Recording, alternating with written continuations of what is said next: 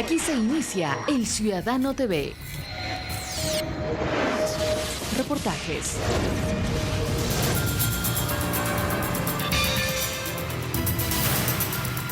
Noticias. Entrevistas. El Ciudadano TV es la imagen del gobierno de la Revolución Ciudadana. Bienvenidos.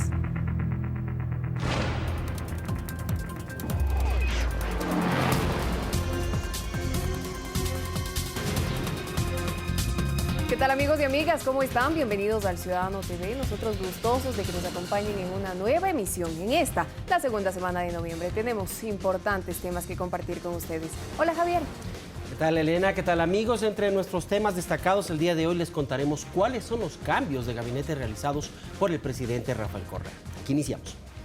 Así es, Javier, y es que compromiso con la transformación mostraron los nuevos funcionarios que desde el pasado jueves colaboran en el gabinete del gobierno de la Revolución Ciudadana. El proyecto político pone en sus manos áreas estratégicas y de suma importancia para una gestión altamente efectiva y aceptada. Al mediodía de este jueves, el presidente de la República oficializó varios cambios en el equipo de colaboradores del gobierno. Son 15 los cambios que realizó. Algunas figuras ingresan por primera vez en el gobierno, pero la mayoría tiene ya experiencia en la gestión administrativa gubernamental. Todos los años, los ministros y secretarios de Estado ponen sus cargos a consideración del mandatario y esta vez son ellos los que inician este nuevo proceso.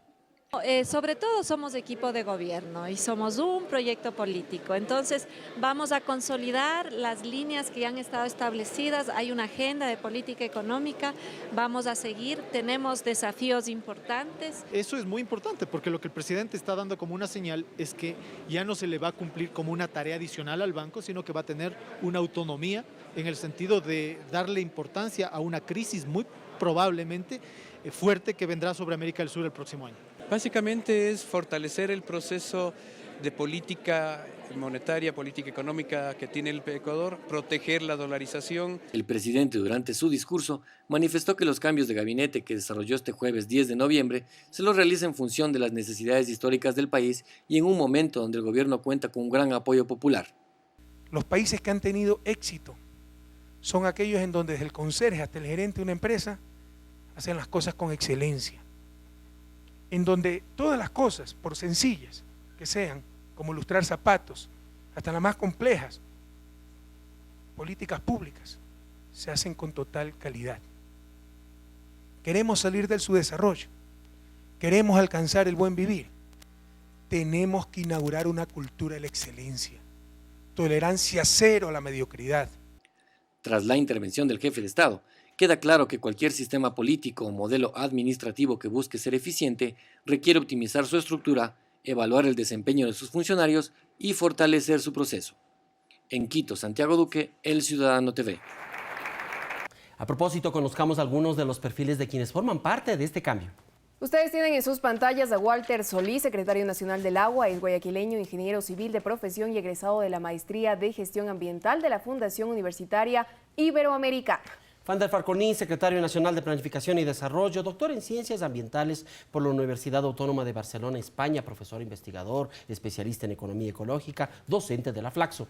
Además, René Ramírez, secretario de Educación Superior, Ciencia y Tecnología, maestro en Economía del Desarrollo. También Mireya Cárdenas, secretaria de Pueblos y Participación Ciudadana, representante de la Asociación Universitaria para la Integración de la Mujer en Asuntos Sociales. Realizó trabajos sociales en varios barrios del país, miembro del movimiento insurgente Alfaro Vive Carajo.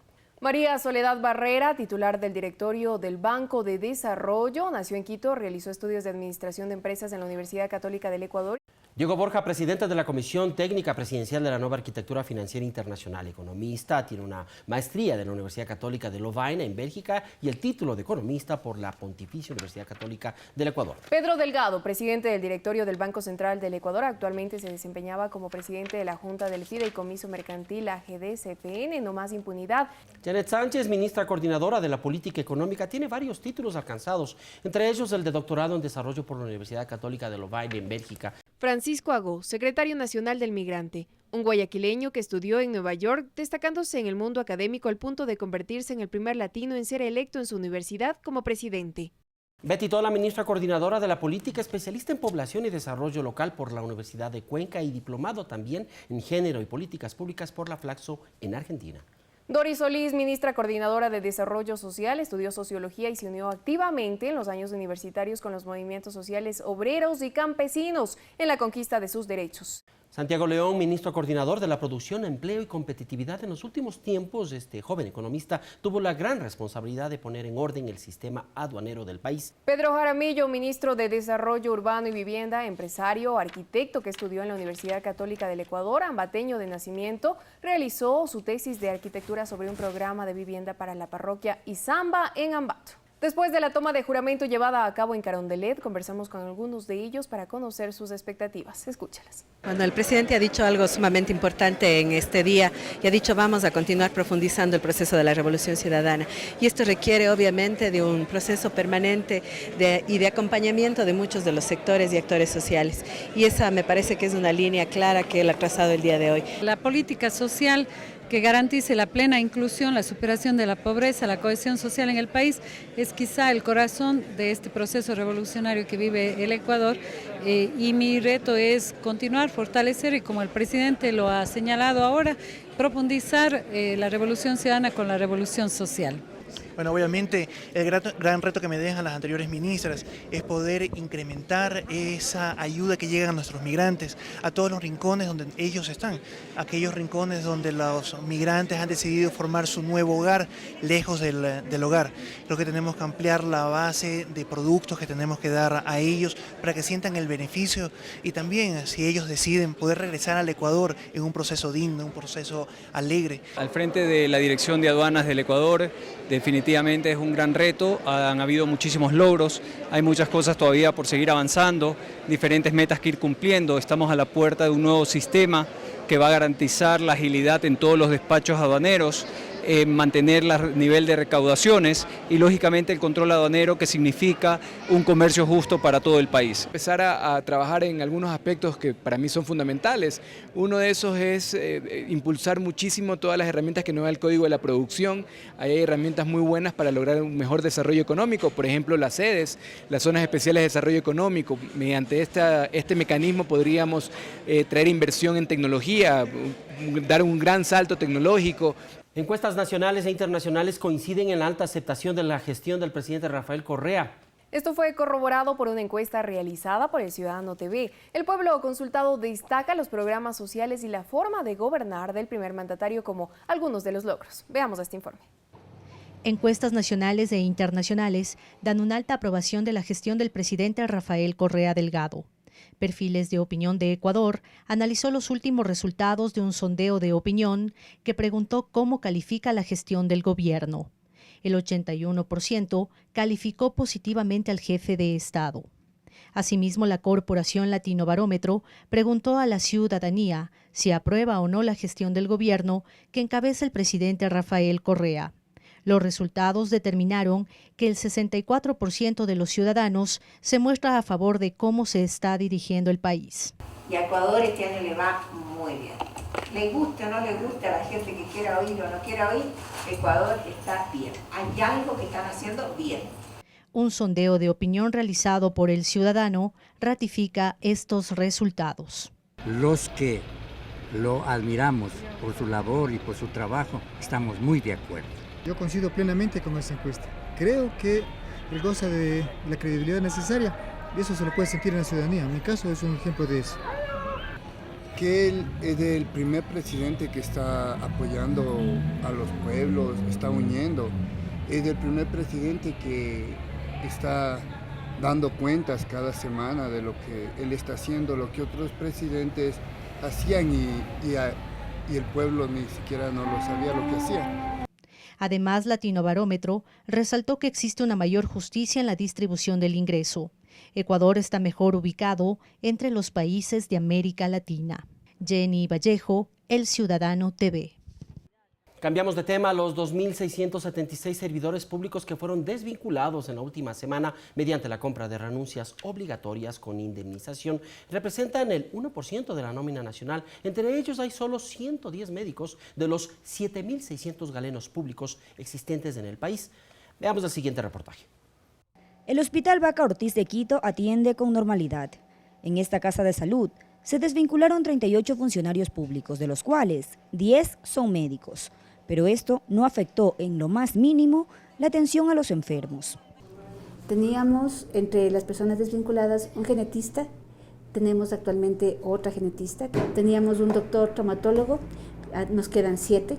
En emergencia es uno de los servicios donde más médicos hay, teníamos 24, es decir, ahora hay 23. Tenemos un cirujano entre los desvinculados, quedan 7 cirujanos. Rosero justifica la salida de los galenos y explica que el aporte de ellos al hospital durante el tiempo que prestaron servicios tampoco era representativo. Como ejemplo, citó el caso del genetista Milton Gijón, quien según estadísticas del Centro Médico desde el año 2008 tiene un promedio de atención inferior a 2 pacientes por día. Incluso, en el registro del mes de marzo del 2011, atendió solo a 8 pacientes durante todo el mes. El reloj biométrico de la Casa de Salud también revela que el galeno salía del hospital sin permiso, muchas veces hasta por 3 de las 4 horas que debía trabajar. En la actualidad, todos los especialistas laboran en jornadas de 8 horas diarias, por lo que no solo que abastecen la demanda de pacientes, sino que tienen pensado extender la consulta externa de 8 a 12 horas diarias. Yo atiendo todos los días en horario de 8 horas. Tenemos asignados alrededor de 20 pacientes, las personas que estamos trabajando aquí 8 horas. Los usuarios del centro médico confirman estas versiones. Es buena la atención.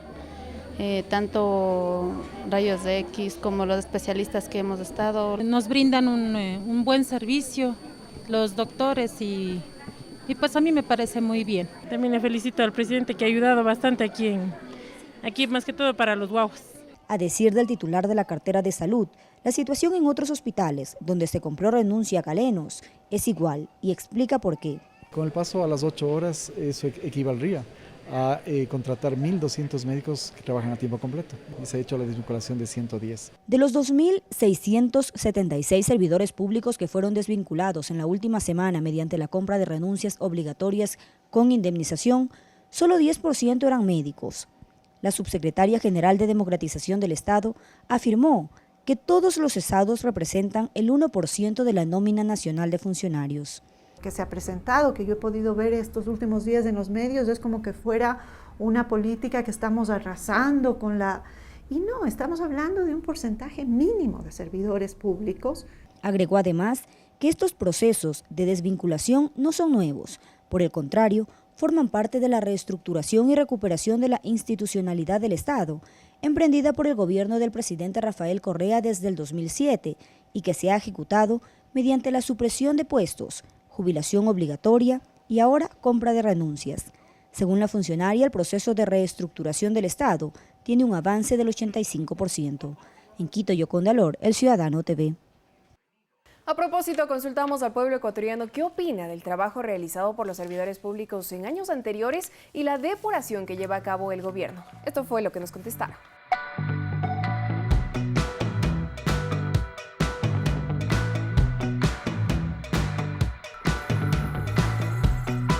Porque sería sueldos que estén dando a personas que no contribuyen mucho a nuestro país. A cambio de ellos serían personas que se sirvan, personas jóvenes a las que den oportunidades. Sí, sí está muy bien. Estoy yo de acuerdo con el presidente. Y tengo mucha gente que estamos a favor del presidente. Muchas gracias. Porque yo lo que estoy de acuerdo es que den oportunidades a los jóvenes, ¿no? A los jóvenes que recién se gradúan, entren a trabajar, tengan oportunidades. Y pues el sector, los mayores que estén, pero ya para jubilarse, que salgan, ¿no? Bueno, en el sector público hay de todo. Lo que hay que es hay gente que sí trabaja, hay gente que tiene la suficiente experiencia y en base a esa gente debe el resto guiarse, a aprender de esa gente. Y los corruptos sí, se debe hacer una selección y se debe escoger porque a veces van gente solamente a calentar el asiento y después a cobrar su sueldo. La verdad. Solo la verdad. Nada más que la verdad. Exijamos la verdad. Merecemos la verdad. La libertad de expresión es de todos. por un verdadero Estado de Derecho y no de opinión. Lamentablemente, en esta semana César Ricaurte, director de Fundamedios, manifestó ante los medios de comunicación que está recibiendo amenazas de ataque y muerte a través de las redes sociales, Facebook y Twitter. En este primer correo electrónico lo que nos decía es que debíamos atenernos a las consecuencias por habernos convertido, entre comillas, en actores políticos. Ante esto, el Ministerio del Interior decidió proporcionarle seguridad policial las 24 horas del día, mientras se realizan las investigaciones respectivas, incluso sin que antes haya presentado la denuncia ante la Fiscalía. Ha pedido a la Policía Nacional para que realice un estudio de riesgo de la situación del señor Ricaurte. Entendemos que el señor Ricaurte no ha presentado ninguna denuncia en la Fiscalía hasta el momento en que nosotros llegamos a conocer este tema y a pedir a la policía que realice este estudio. Por lo tanto, sin necesidad de pedido alguno, como es obligación del Ministerio del Interior, hemos acudido a darle el resguardo que se requiera a efectos de que no exista ningún tipo de situación en contra de su vida o su integridad personal. Esto como parte de un derecho del cual gozan todos los ciudadanos en caso de riesgo y en el que necesiten ayuda de la Policía Nacional. Cualquier persona que sienta amenazada su seguridad tiene que hacer la denuncia al Ministerio del Interior, porque eso dice el reglamento. El Ministerio del Interior avala este pedido a través del órgano regular respectivo al Comando General, el Comando General a la Dirección de Inteligencia, y nosotros hacemos los acercamientos con aquellos que ven vulnerada su seguridad o amenazada su seguridad. Las autoridades policiales informaron que los resultados de la investigación se conocerán en los próximos días. Sin embargo, cual fuese el resultado, Ricaurte mantendrá la protección hasta que disminuya el nivel de riesgo al que dice estar sometido. Es momento de hacer una pausa y Marco Antonio Bravo conversa con Fander Falconi. Siga con nosotros aquí en El Ciudadano TV.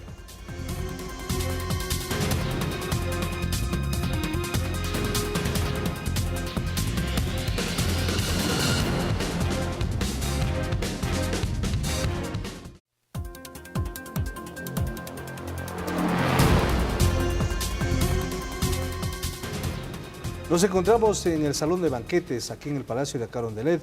Han sido posesionados 15 ministros por parte del presidente de la República.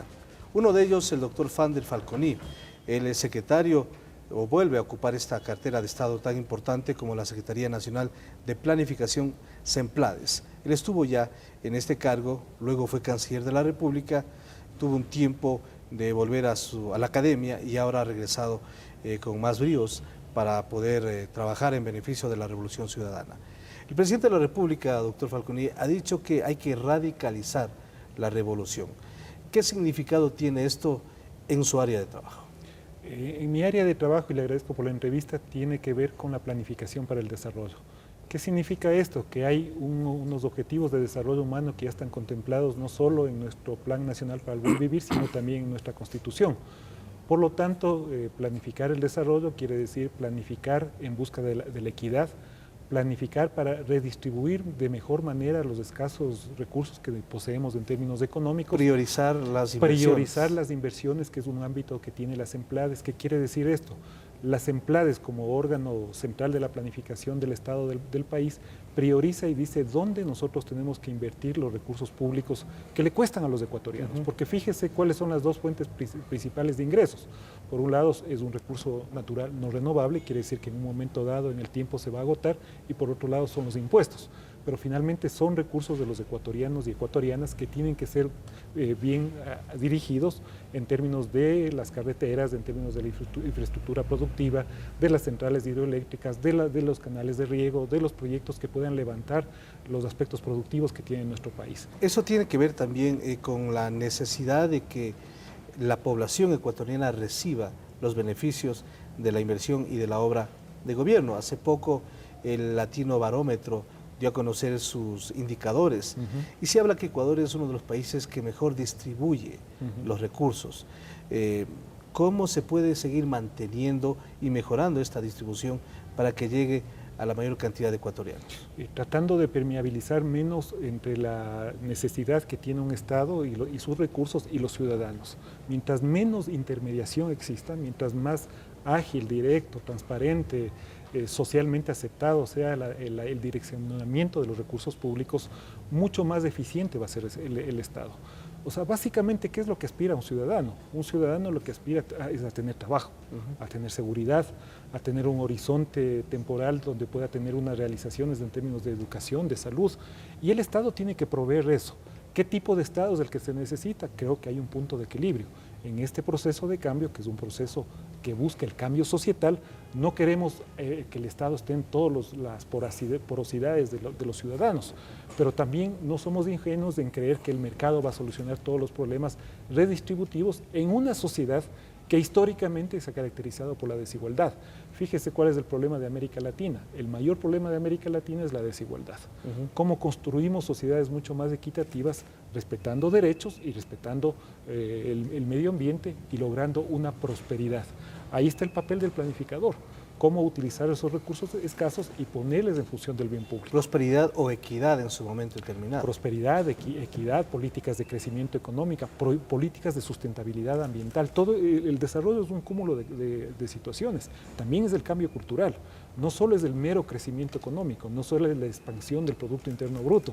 Ese está bien en términos de los economicistas, pero el desarrollo es un concepto integral, abarcativo. Quiere decir cómo generamos mejores oportunidades, opciones para vivir dignamente, cómo vemos una expectativa de futuro, cómo salimos a la calle a las 11 de la noche y nos sentimos seguros en una sociedad, cómo conseguimos un trabajo digno. Todo eso tiene que ver el desarrollo y ese es el rol fantástico, yo diría, porque si algo ha tenido de las tantas cosas positivas de consolidación de la política pública de este proceso, es contar ahora con una oficina fuerte de planificación del Estado. Eso justamente de la política pública, que antes de, yo diría unos 6, 7 años atrás, el sector privado es el que prácticamente tenía toda la hegemonía en el manejo, inclusive de varias responsabilidades que le competían al Estado. ¿Cómo se logra recuperar el rol de un Estado fuerte como el que tenemos ahora en el Ecuador? El neoliberalismo, o esto que fue la larga y triste noche neoliberal, lo que hizo es desmantelar a lo público. Y las empresas públicas quedaron en el peor de los mundos. Empresas ineficientes, con piponazgos, con unas taras administrativas, pero también la empresa privada. O sea, uno de los grandes problemas del desarrollo del Ecuador no es que solo el neoliberalismo desestructuró lo público, sino que tampoco logró crear un tejido productivo social articulado a la generación de empleo, sino que se generó lo que se conoce como un capitalismo monopolista, rentista, con muy pocos incentivos de diversificación y de lograr equidad sustantiva en términos sociales. El gran reto de esto que se conoce como post-neoliberalismo, que están abogando muchísimos países de América Latina, que van en esa corriente, Uruguay, Paraguay, Brasil, el propio Perú recientemente, es cómo se logra buscar un nuevo acercamiento para salir de esto que se podría ser una centralización en pocas manos del capital. ¿Cómo distribuimos de mejor manera para que todos tengamos oportunidades y accesos? Y ahí viene la planificación nuevamente. Los recursos son escasos, viene del petróleo. El petróleo es un recurso que va a durar 5 o 6 periodos presidenciales más si no hay nuevos descubrimientos y reservas. Pagamos impuestos. ¿Cómo colocamos esos recursos escasos en funciones de necesidades del país? Por eso es muy inteligente, digamos, lo que está haciendo el gobierno. No se come el capital natural. El capital natural lo está invirtiendo en carreteras, en infraestructura, en educación y salud. Si se crean esas oportunidades y opciones, hay mucha mayor posibilidad de salir de las trampas del subdesarrollo. Los críticos justamente de este modelo sostienen que hay un excesivo protagonismo del Estado en detrimento del sector privado, que tiene cada vez menos opciones, por un lado. Por otro lado, ¿usted cree que en esta altura, al menos en el Ecuador y en otros países que tienen la tendencia de un proceso político diferente, ya está prohibido, digamos, las privatizaciones, ya no caben privatizaciones de empresas públicas en estos momentos? Mire lo que está pasando en Europa. Yo acabo de regresar, estuve haciendo estudios postdoctorales en Europa y vengo empapándome bien de la realidad europea. Tenemos a un país que se llama Grecia al borde de la bancarrota. ¿Qué tipo de exigencias le está haciendo este rato el Fondo Monetario Internacional? Privatizaciones, despidos. Es un país que está prácticamente quebrado. Está una sociedad absolutamente fragmentada. Ese tipo de políticas ya fracasaron. No solo fracasaron en el Asia, fracasó en América Latina. Y ahora se reedita ese panorama triste y gris para los países europeos. Es la situación de Grecia, de Irlanda, de Portugal, España. El Fondo Monetario y el Banco Mundial acaban de decir que van a emprender un rígido monitoreo a las finanzas italianas. ¿Y cuál es la respuesta de los estados exitosos? Los que regulan, los que planifican, los que distribuyen los recursos, los que actúan de la mano con el sector productivo, pero hay que pensar que el sector productivo no solo es del sector privado, hay una economía social y solidaria, hay pequeños productores y ese tejido social tiene que ser rearticulado y repotenciado. Ventajosamente yo creo que además de tener una constitución, un plan nacional para el buen vivir, hay un conjunto de leyes que también nos permiten hacer eso. Ahí está, por ejemplo, la ley de empresas públicas, ahí está el nuevo código de la producción, está la nueva ley de economía social y solidaria.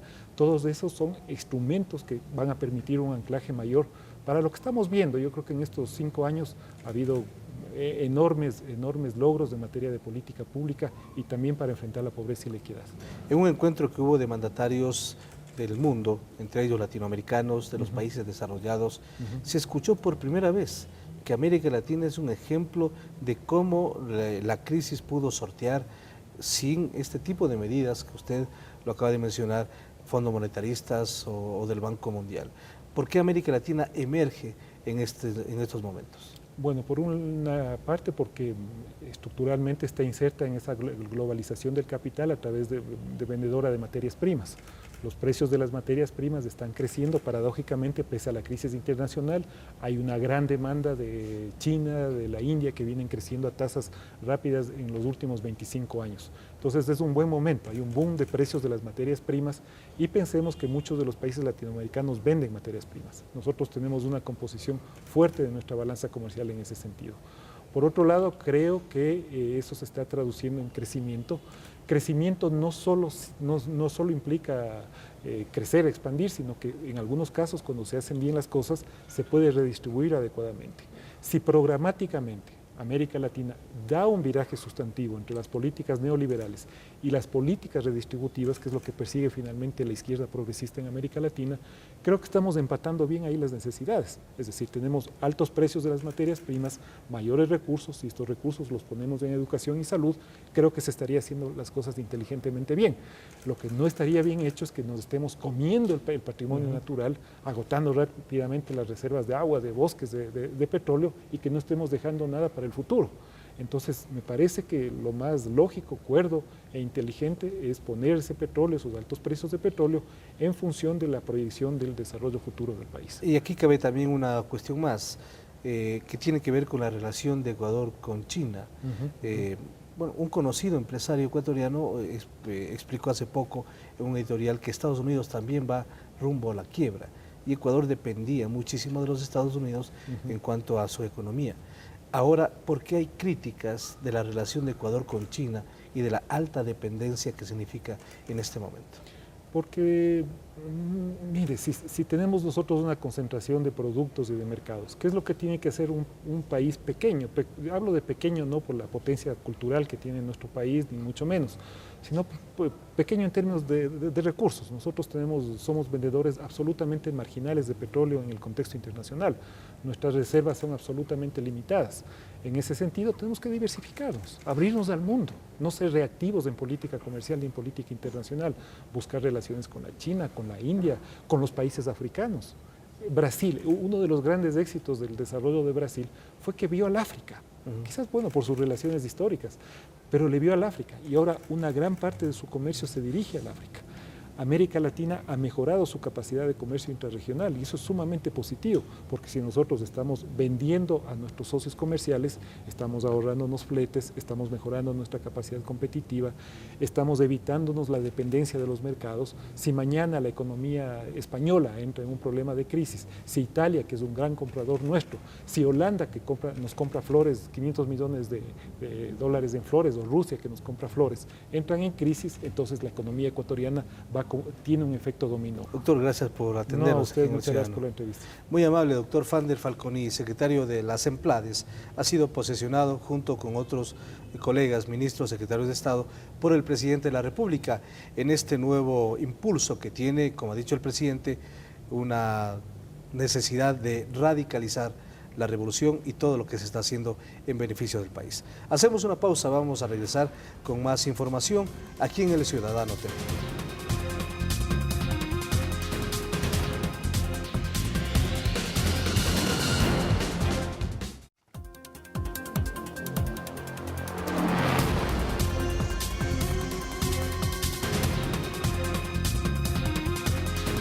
Estamos de vuelta, esta vez para contarles que el presidente Rafael Correa cumplió una cita en Bogotá, Colombia. Los 4 mandatarios de los países miembros de la CAN, Comunidad Andina, fueron convocados a una reunión extraordinaria con el fin de resolver problemas internos del organismo. Conozcamos detalles en el siguiente informe. Este martes se llevó a cabo en Bogotá una reunión extraordinaria de la Comunidad Andina. Los mandatarios miembros de este organismo regional fueron recibidos con honores en la Casa de Nariño. Tras el almuerzo ofrecido por el presidente Juan Manuel Santos, los jefes de Estado de Ecuador, Bolivia y Perú analizaron uno a uno los temas que les convocaron a esa reunión. El anfitrión de Nariño fue el encargado de dar a conocer las resoluciones alcanzadas. La CAN, antiguamente el Pacto Andino, lleva 42 años de existencia, se creó en un mundo diferente al que estamos viviendo. Y como toda institución, requiere un proceso de modernización, de reingeniería, para poder ser más efectiva como institución frente al mundo de hoy. Ecuador descartó la posibilidad de salir del bloque de la CAN. 3 años, desde el 2008, que no teníamos reunión de presidentes. Hace 6 años que no se reunía el Comité de Agencia de Promoción de Exportaciones para promover las exportaciones intrarregionales. Problemas como el del transporte, después de 42 años de integración, no hemos logrado un paso simbólico, esencial de la integración, que es el libre flujo de transporte. Entonces, claramente daba y da la CAN señales de que ha estado adormecida.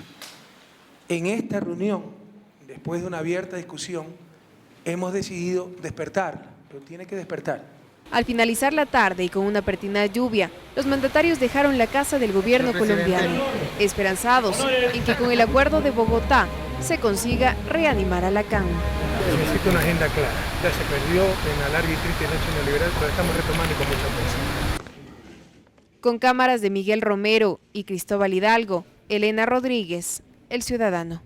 11 de los 47 policías implicados en los hechos del 30 de septiembre del 2010 serán llevados a juicio. Los demás fueron sobreseídos. La Fiscalía apelará a la decisión de la jueza del Juzgado 10º de Garantías Penales, Carmen Baño.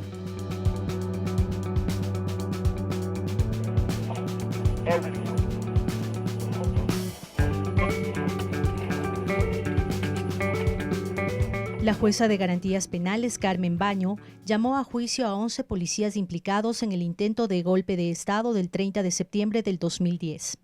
A 2 de ellos, Jimmy Camizán y Pedro Angulo, quienes permanecían detenidos, se les dictó medidas cautelares. A la comparecencia acudieron los abogados de los 47 policías procesados. Asimismo, 4 policías fueron sobreseídos provisionalmente.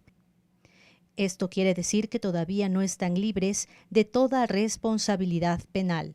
Uno de los implicados enfatizó que él no tuvo nada que ver en la intentona golpista. El presidente ha manifestado que si ustedes se disculpan públicamente ante el país y ante el presidente de la República, él pensaría en una amnistía o en un indulto. Es que yo no tengo por qué pedir disculpas a nadie porque yo no soy culpable. Según el Ministerio del Interior, 903 policías fueron sancionados administrativamente y 135 tienen procesos judiciales pendientes, de los cuales 85 fueron dados de baja por su participación en el intento de golpe de Estado y magnicidio del 30 de septiembre del 2010. Jenny Vallejo, El Ciudadano TV. La atención gratuita en salud es una de las prioridades del Gobierno Nacional. Para ello, aplicó el modelo de atención integral de salud como parte de un nuevo proceso administrativo que entre sus fortalezas está el cambio de atención médica de 4 a 8 horas. En Calderón, parroquia de Quito, se evidencia el cambio que vive el sector de salud con la revolución ciudadana. Veamos este reportaje porque recuerde que esto también está prohibido olvidar.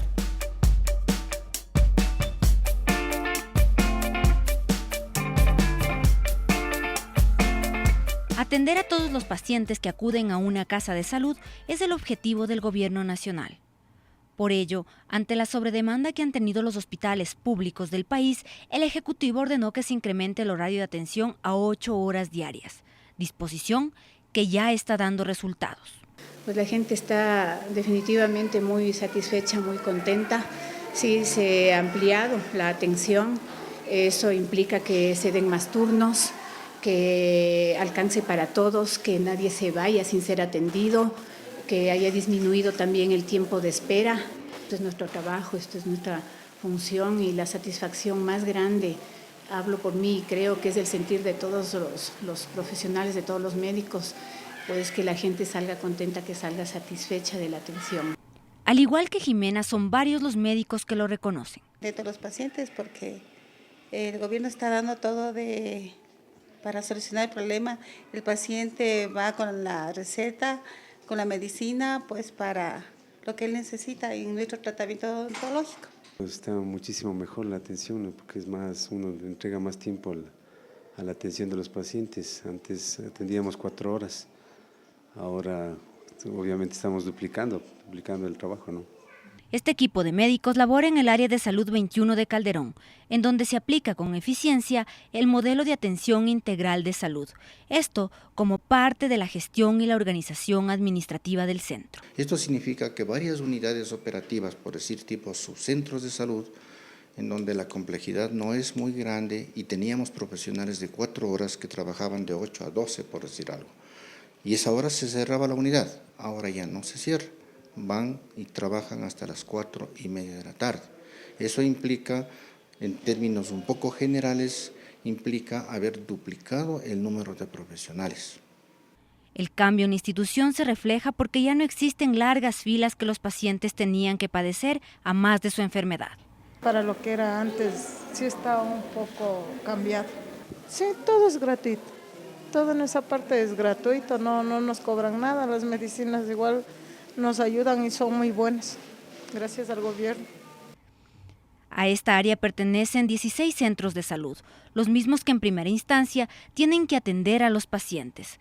Sin embargo, si necesita una atención mucho más especializada, entonces se procede a realizar la transferencia a otra casa de salud, como el caso de Pedro Simbaña, quien por su problema diabético, este día fue transferido al Hospital Pablo Arturo Suárez. Esta casa de salud en el primer semestre de 2011 se atendió a más de 115,000 personas y presentan una alta demanda en las áreas de odontología, ecografía y partos. Sí, me siento satisfecha, sí me han atendido bien. ¿Las medicinas que le han entregado? Sí, han sido gratuitos, nos ha ayudado bastante, porque hay veces que no tenemos, entonces eso ya nos ayuda. En los últimos 3 años, el Centro de Salud de Calderón ha sido totalmente remodelado. Se ha implementado la maternidad de corta instancia y se prevé que en el 2012 cuente ya con un sistema informático para las historias clínicas. En Quito, con imágenes de Rodrigo Sandoval y Eduardo Santillán, Catalina Llanes, El Ciudadano TV. Es tiempo de hacer una pausa, pero recuerde que esta y otras informaciones usted también las puede encontrar en nuestra página web www.elciudadano.gov.es. Ya regresamos.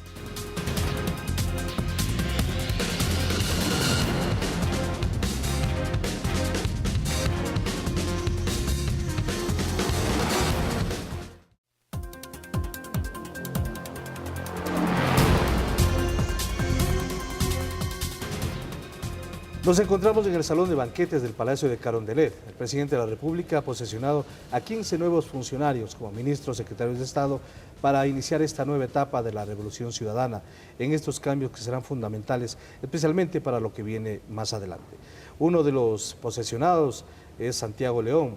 Él se desempeñaba como máximo directivo de las aduanas y ahora ocupará el cargo como ministro coordinador de Productividad, Empleo y Competitividad. Con él vamos a dialogar en los siguientes minutos aquí en el Ciudadano TV. Bienvenido, Santiago, al Ciudadano TV. La expectativa que tiene en este momento al ser designado por el presidente en este cargo fundamental. Muchísimas gracias por la invitación. Buenos días. Efectivamente, recibió con muchísimo orgullo esta designación del presidente y bueno, el compromiso del mismo, seguir trabajando con esas mismas ganas, con ese mismo esfuerzo para sacar las cosas adelante. Creo que el trabajo en la aduana que hemos venido realizando es a la vista de todos los ciudadanos.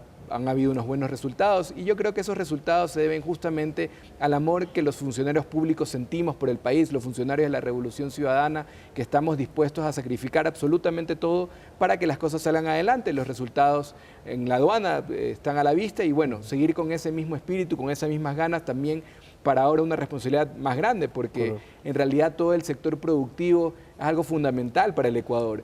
realmente que el país tenga más empleo, que podamos exportar más, que podamos ser mucho más competitivos en el mercado externo, dar un mejor servicio en el mercado interno, definitivamente son cosas fundamentales para que tengamos un buen vivir.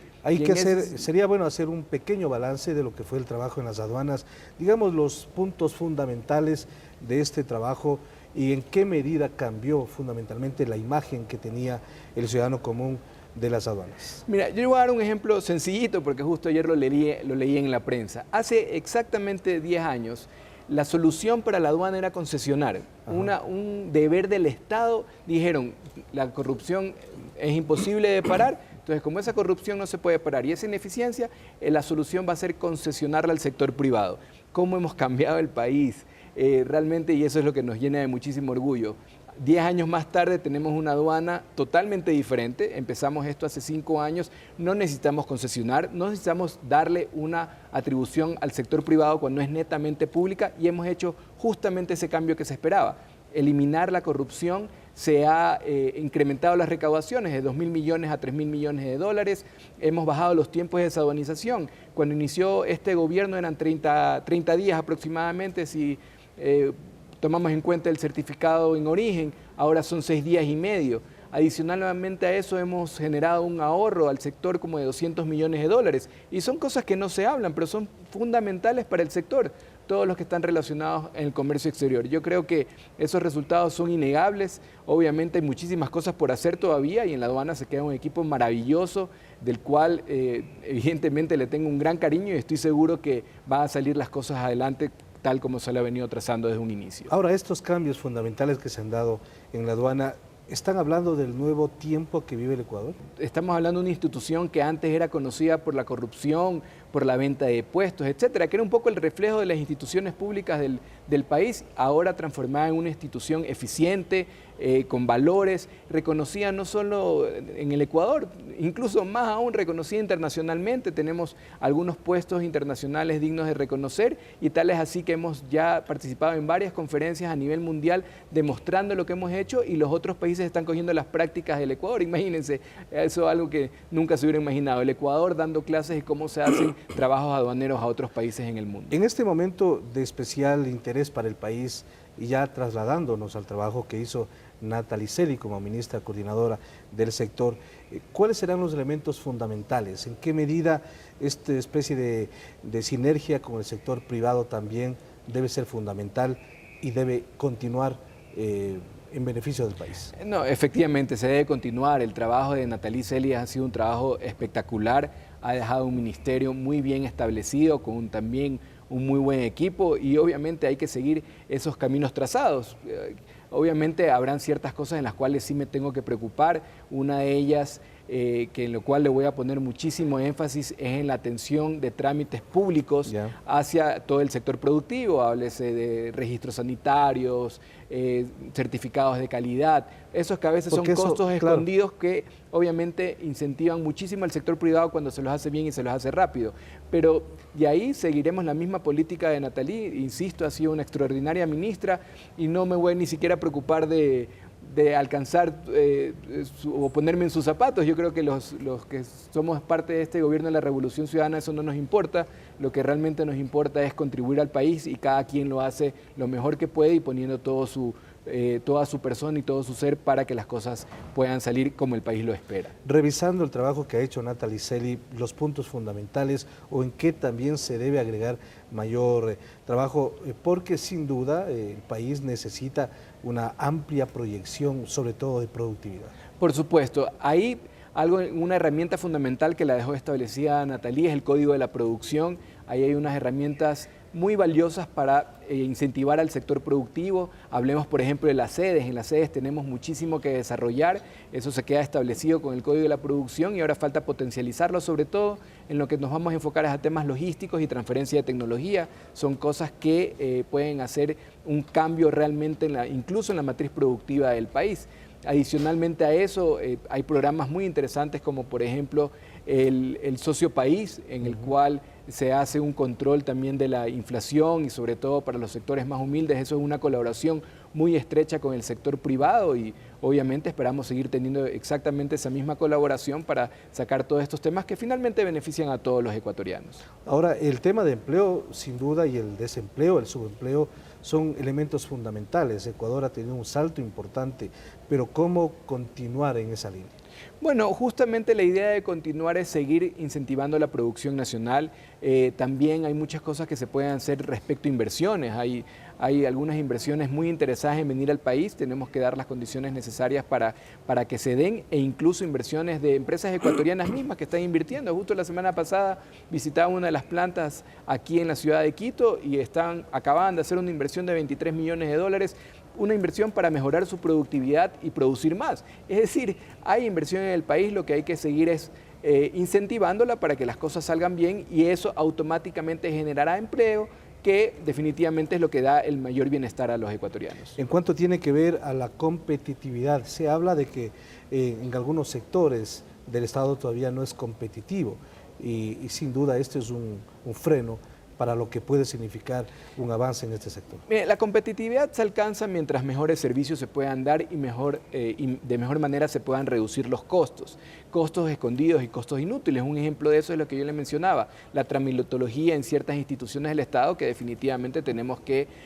mejorar. En ese sentido hay un buen proyecto que se llama el de ventanilla única, mediante el cual todos los trámites, por dar un ejemplo, de importación y exportación, se van a poder hacer en un solo lugar y que lo mejor de todo es que va a ser en cualquier lugar, en cualquier momento y con cualquier dispositivo, porque lo voy a poder hacer desde mi celular, desde mi computadora, en cualquier parte que me encuentre del mundo. Ya no tenemos que ir o ya no vamos a tener que ir a peregrinar de institución a institución haciendo un trámite para obtener un permiso, para poder realizar un negocio. No, ahora la visión que tenemos como Estado es que el Estado debe ser un aliado estratégico de los negocios que quieren hacer los negocios bien, obviamente, que cumplan con todas sus responsabilidades con sus trabajadores, sus responsabilidades con la sociedad, su responsabilidad con el medio ambiente y su responsabilidad con el Estado. En ese sentido, ¿qué garantías brinda el Estado para quienes quieren invertir, sean socios nacionales o sean dineros internacionales? La garantía es que en el Estado van a encontrar un aliado estratégico, al quien hace las cosas bien, que paga sus impuestos, afila el trabajador al seguro social, tiene todo en regla. Obviamente vamos a darle todo el apoyo y todo el respaldo y todo el incentivo que podamos para que pueda salir adelante esa empresa, ese negocio, que finalmente eso es lo que también beneficia al empleo y al país. Obviamente, a lo que sí hay que tener mucho cuidado y también hay que seguir haciendo los controles respectivos es aquellos que todavía no han entendido que estamos en otra época y que hay que establecer una cultura de impuestos, hay que establecer una cultura de responsabilidad, también de productividad y también cada vez ir mejorando todos nuestros procesos. Finalmente, ¿cuáles son los 3 grandes retos como ministro ya designado por el presidente de la República en el área de la productividad, empleo y competitividad? Bueno, los 3 grandes retos, una es seguir mejorando el tema del empleo, obviamente eso lo vamos a hacer a través de incentivos productivos. Otro es enfocado fuertemente a la tramitología para nuevos negocios, que eso también es fundamental, ahí reducimos costos también. Y finalmente, enfocarnos mucho al sector externo en cuestiones de exportaciones. Muy gentil por este diálogo, primer diálogo con El Ciudadano TV. Muchísimas gracias a ustedes por la oportunidad. Muy amable, el economista Santiago León es el flamante ministro coordinador de la producción, empleo y competitividad. En este primer diálogo con El Ciudadano TV para conversar acerca de sus proyecciones, hacer un balance de lo que hizo la ministra Natalie Celi y por supuesto con su paso en las aduanas. Hacemos una pausa y regresamos aquí en El Ciudadano TV enseguida.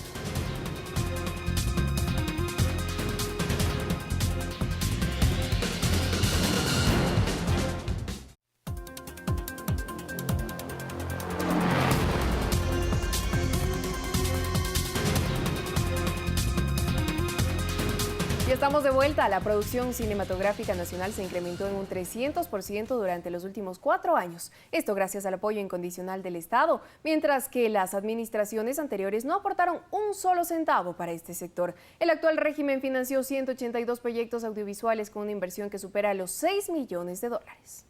Este financiamiento se logra mediante un concurso de méritos con un jurado internacional que los avaliza. Varios cineastas de renombre destacan la actitud del gobierno nacional. Entre 2007 y 2011, la realización cinematográfica ecuatoriana incrementó su producción en un 300% gracias al aporte del gobierno nacional.